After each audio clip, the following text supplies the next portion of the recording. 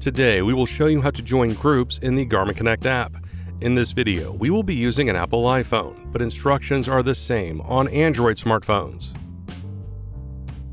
To join a group, start by opening the Garmin Connect app. Then, access the menu by selecting More. Now, select Groups. If this is the first time you are joining a group, you will need to search for a group to join.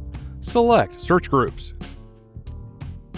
You can search for a specific group name, or you can do a general search by activity type, such as walking, to find groups dedicated to that activity type. When you find a group you would like to join, select Join.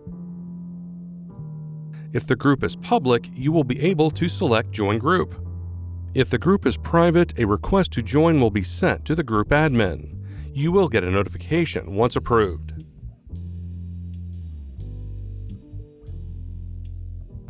If you decide that you would like to leave the group, start by opening the Garmin Connect app and access the menu by selecting More.